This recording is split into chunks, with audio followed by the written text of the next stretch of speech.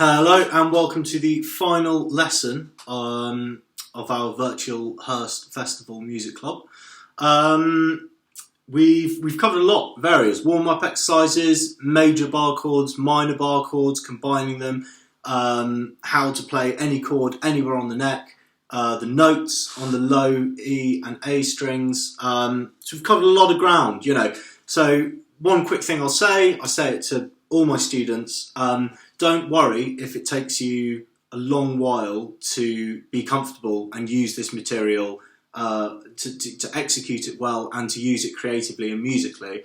As I said in the first lesson, in relation with regards to the spider exercise, to truly begin to see the benefits of practice, it takes about 3 to 4 weeks of very consistent practice. You know, I would say with any instrument, it's good to be practicing at the beginning, you know, half an hour to 40 minutes every day, or 20 minutes to 40 minutes every day. You know, we all have, you know, school or jobs, etc., etc. We've got lots of stuff going on. But if you can find that time every day, 4 to 5 days a week, 5 to 6 days a week, to sit down with your instrument, you'll begin to see the benefits of consistent practice within about 3 to 4 weeks. And then beyond that, it can be, you know, several more weeks before you can really feel yourself and hear yourself nailing this stuff. And it can take even longer than that, with, you know, depending on how hard the stuff is that you're trying to do.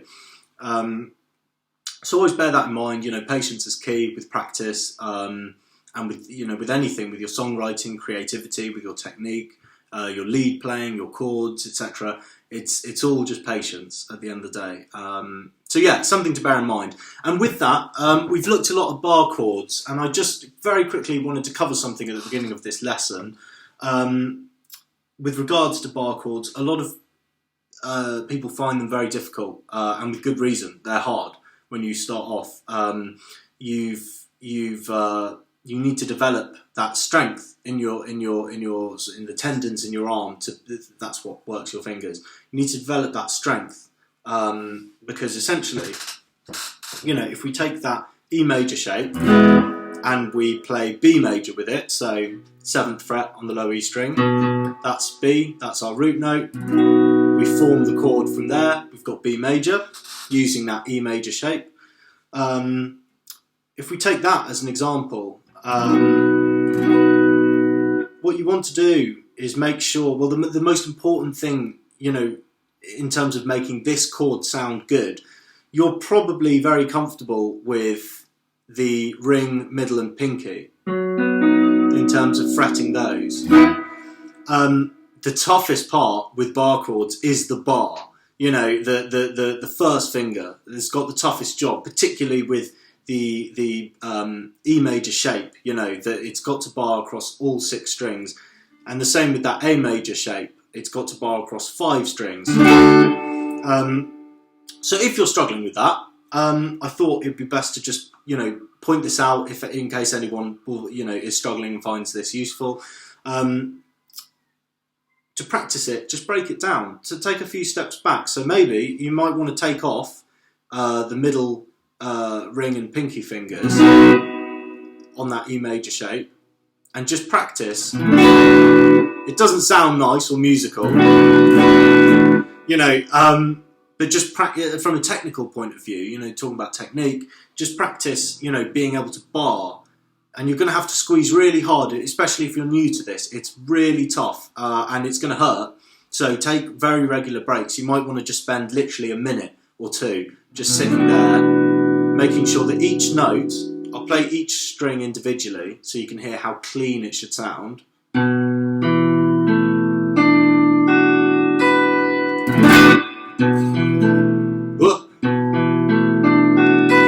can really hear how clean that is. That's what you're aiming for, and that's how you'll end up getting those chords sounding really clean and fresh and crisp. And that's what we're aiming for. We're not aiming for... We don't want what we call dead notes, or, you know, muted notes, unintentionally muted notes, because we're not pressing down hard enough, which is very common with bar chords. That's because if you see, it's very difficult to show you. Yeah, there, you'll see a gap between my barring finger, my first finger, and the neck. And that's what's causing that horrible dead note sound. You want, I'll show you again here, there we go, there's no gap. My barring finger is dead against every single string, all 6 strings across the neck. You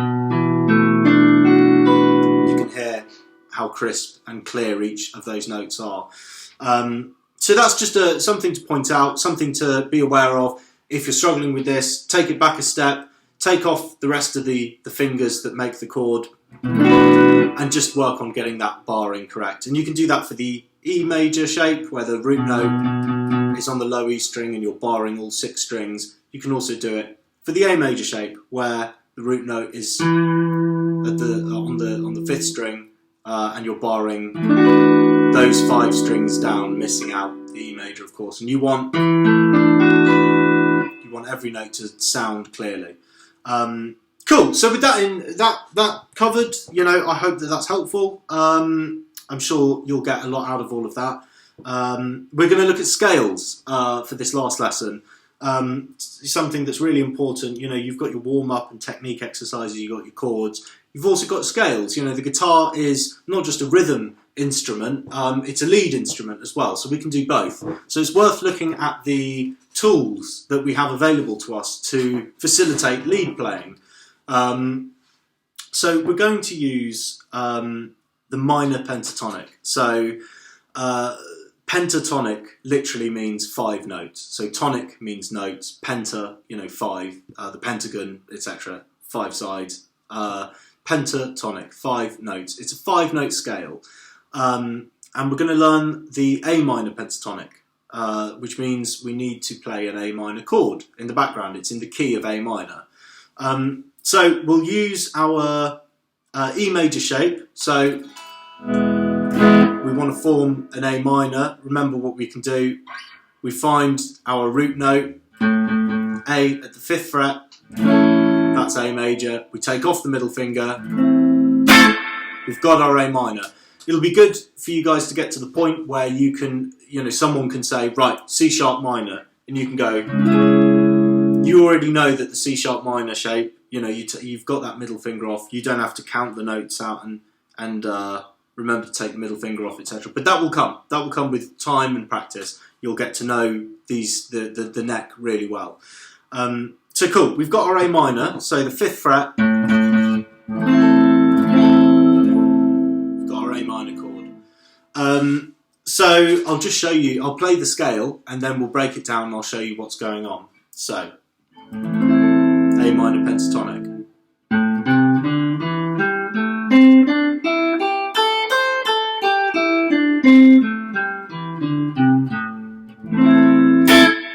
There we go. So we're going to start off with our first finger on the 5th fret, on the low E string. That's our A. So remember, we talked a couple of lessons ago about root notes. So it's not just chords that have root notes, or the home note, the note that the chord comes from, i.e. if we're playing E major, it's an E. That's the root note. Scales also have a root note, a home. So yeah, it's very self-explanatory. If we're playing A minor pentatonic, the root note is A. D minor pentatonic, the root note is D. C sharp minor pentatonic, the root note is C sharp, etc. So it's good to know, well, it's vital to know in a scale where your root notes are, as that's our home for that particular key. So yeah, we start the 5th fret on the low E string. That's A. That's one of our root notes in the A minor pentatonic scale. Then we're going to take our pinky. We're going to move it up to the 8th fret. So we've got. Then we're going to go to the next string. So along the 5th string, we're going to play the 5th fret and the 7th fret. And then we're going to repeat exactly the same along the next string, the 4th string, 5th fret, 7th fret.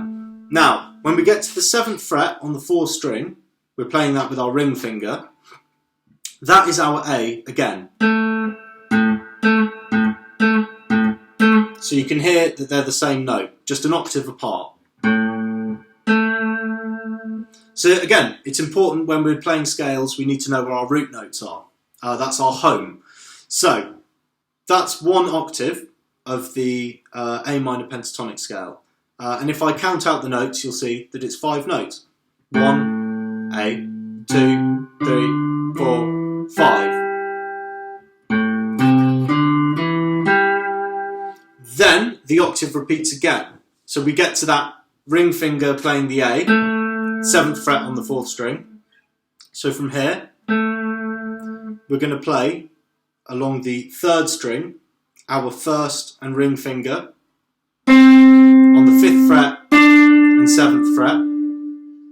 Then the next string, it's going to be 1st finger on the 5th fret, 4th finger, our pinky, at the 8th fret, then 1st finger, 5th fret, that's an A again, and then pinky on the 8th fret. So all together,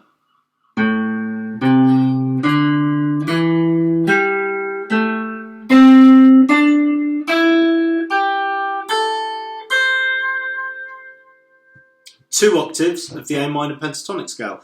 That is position 1. There are 5 positions, but we don't have time for that. As I said, if anyone wants any more information, any more help, absolutely feel free to drop me an email. I included that in the first video. I'm more than happy to help with any extra information that anyone wants. So, yeah, we've got this shape. We've got 3 A's. One is here, first root note. Then we've got the ring finger, 7th fret, along to the 4th string, that's an A. Then we've got the 1st fret, the 1st string at the 5th fret, that's an A as well. And we've got all the notes in between. The first octave, 1, 2, 3, 4, 5. Then the second octave, A, 1, 2, 3, 4, 5. Then we've got the next A, and that finishes it off for us. So when you're learning a new scale, it's good to just get like the spider exercise. I use alternate picking, so down, up, down, up. Just ascend the scale, then descend the scale again. And just try to memorise, well, it's important that you memorise the shape. So this is position 1. Guitarists think in shapes and positions and patterns and boxes. So this is pattern or position 1. So I'm alternate picking. I get to the top, then back down, starting with a down pick.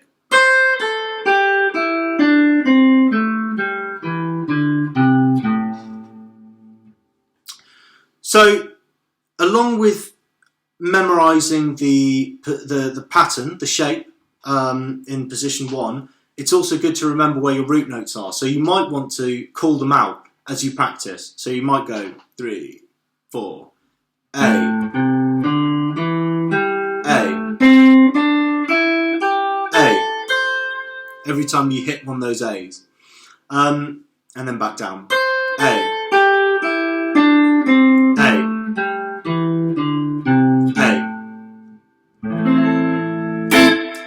So, using the same sort of root note logic, again, this is why it's very important to know the notes along the strings and to understand the concept of the root note.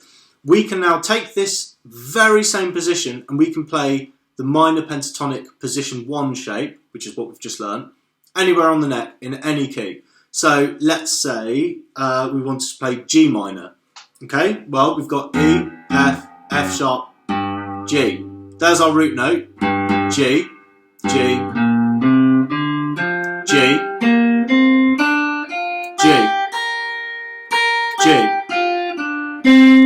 G, G. And we've got our bar chord as well. So now you're well equipped to play anywhere on the neck, which is really, really useful. You can write your songs, you can solo. Let's say you're playing a song in C sharp minor. So we know the 9th fret along the low E string, that's our C sharp minor.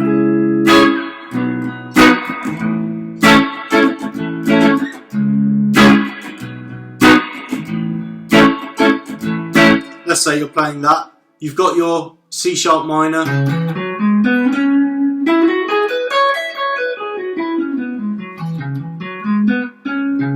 You've got your C sharp minor pentatonic now, and you can play with that.